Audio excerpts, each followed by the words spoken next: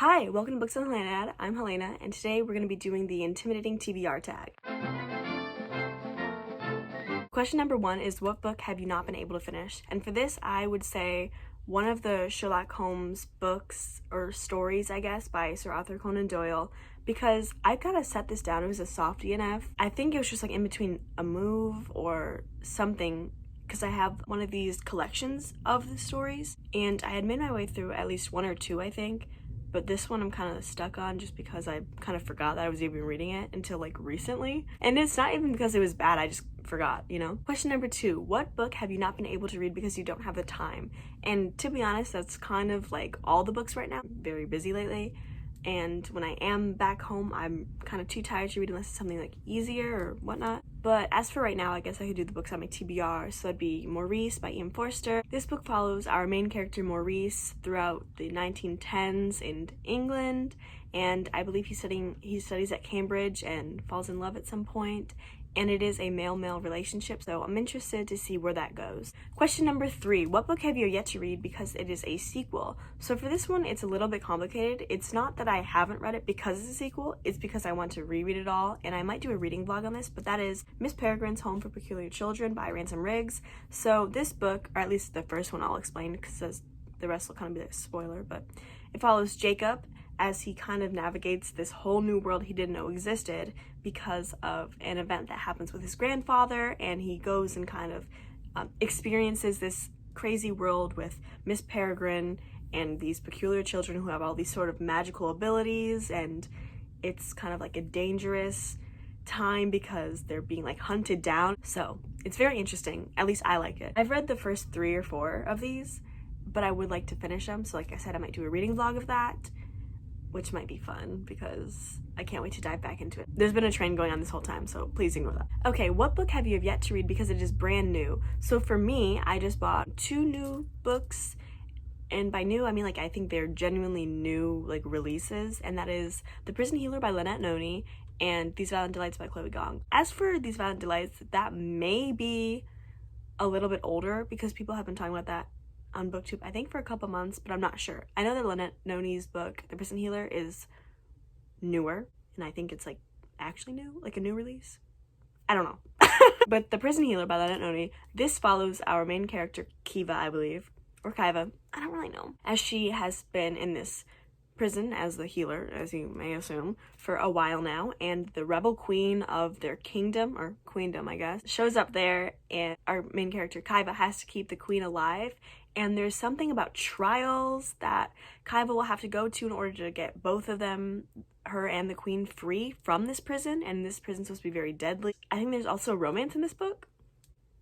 I don't really know. As for These Violent Delights by Chloe Gong, this has been marketed or just told to me as a Romeo and Juliet retelling in 1920 Shanghai, and there's like a fantasy element to it, which is like, that's amazing. And I hear that it's not super romance heavy, it's more heavy on like the drama and fantasy of it, which I'm fine with, and very excited to see where it can go. What book have you yet to read because you're just not in the mood for it? So for me, I'll have to go with like any thrillers or horrors that's on my list because I really like to save those for like the fall months, because, you know, just getting in the atmosphere of like fear and nighttime and leaves and cold and I don't know, all that. Jane Eyre is one that I'd like to read come that fall season. I mean, it's a classic by Charlotte. It's by Charlotte Bronte. Despite it being a classic, I don't really know that plot before like the wife part, you know? But I know it's supposed to be some sort of like gothic romance, just like Wuthering Heights is, which I'm currently reading, and that is by Emily Bronte. Okay, what book have you not yet read because of the size? And for this, I have Anna Karenina by Leo Tolstoy. I mean, it's Tolstoy. Russian literature, they don't mess around, and I should have known this, but Anna Karenina is probably the biggest book that I own, and I could not even tell you the plot of it. And then question number 8 is, what book have you not yet read because it's a cover by? And I don't think I have any actual cover buys, at least this year, because all the books that I've bought that have nice covers, it's just kind of been an added bonus. Like Cemetery Boys by Aiden Thomas, I just read this one. It was so good, and I just love the cover art so much. That art style is just amazing to me. I'll put the artist here. That book is following our main character as he is trying to prove to his family that he is a brujo because he is a trans boy, and his family doesn't really take him seriously because of his identity. And he accidentally summons a ghost that is like the spirit, I guess, of the town's bad boy or the school's bad boy, and together they have to kind of figure out how he was killed or how he died or that kind of thing, and it was really good and I liked it. Okay, and as for the most intimidating book on my TBR, I don't really know. I'm in between two here, like Ana Karenina, because it's just such a beefy book, you know, or 100 Years of Solitude by Gabriel Garcia Marquez. Gabriel? If that's the order of his names, then that's the one. Because that book goes through multiple generations. I think like 7?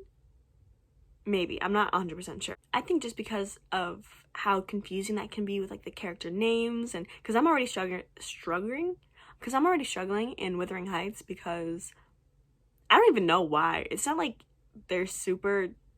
there's not like that many characters that I should be struggling with Wuthering Heights. But if I'm struggling now in Wuthering Heights, then it's gonna be a doozy in 100 Years of Solitude, because I hear that they're also very similarly named, which may prove to be a little bit vexing. So yeah, that's all I really have for you today. Thank you for tuning in to this intimidating TBR tag. Thank you for hanging out today, and hope you have a good one. Bye! What? Treacherous territory that we're treading on. Alliteration. I don't usually actively okay, why am I still talking? I think it'll be fine, because honestly, I'm kind of just like an indifferent reader for a lot of the things I read, where it's just like, oh yeah, that was cool.